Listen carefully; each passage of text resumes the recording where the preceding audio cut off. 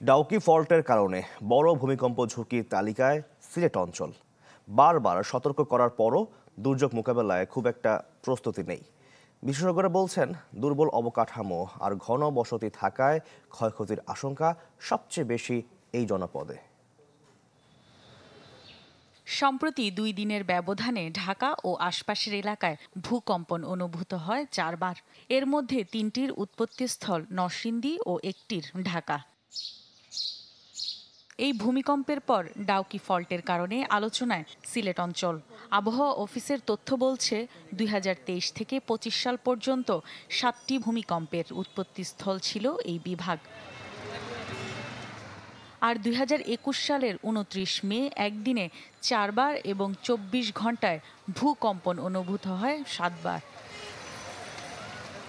বিশেষজ্ঞরা বলছেন, গত কয়েক দশকে এখানে মাঝারি মাত্রার কম্পন বেড়েছে, যা ইঙ্গিত দিচ্ছে বড় ভূমিকম্পের।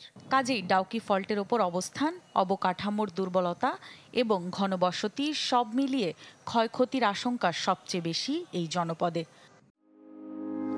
হার্টের যত্নে বিশ্বসেরা ক্যানোলা তেল এখন বাংলাদেশে। নরসিংদীর আশেপাশের রিজিয়নে ব্লাইন্ড ফল্ট লাইন থাকতে পারে, যা খালি চোখে দেখা না যাবার অন্যতম কারণ হচ্ছে এখানে প্রচুর পরিমাণে পলিমাটি আছে। এছাড়াও যে প্লেট বাউন্ডারি যেটা সেটাও কিন্তু আমাদের সিলেটের কাছাকাছি, তো এই কারণে হ্যাজার্ডটা বেশি সিলেটের জন্য। আমাদের যে জিনিসটা থাকতে হবে, সতর্ক থাকতে হবে এবং বিল্ডিং কোড মেনে বিল্ডিং করতে হবে, এবং আরেকটা জিনিস বিল্ডিংয়ে কোডিং করে ফেলা। যদিও সরকারি সংস্থার দাবি, ঝুঁকি মোকাবিলায় প্রস্তুতি বাড়ানো হচ্ছে। দুর্যোগ ব্যবস্থাপনা প্রশিক্ষণ, ভবন পরিদর্শন আর জনসচেতনতার উপর দেয়া হচ্ছে গুরুত্ব। দিন দিন তো জনবল বাড়বে, আরও আস্তে আস্তে বাড়তেই থাকবে।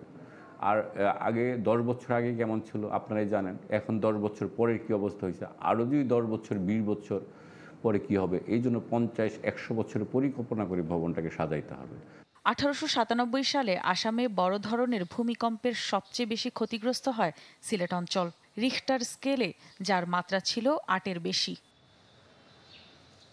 Desk report, channel 24।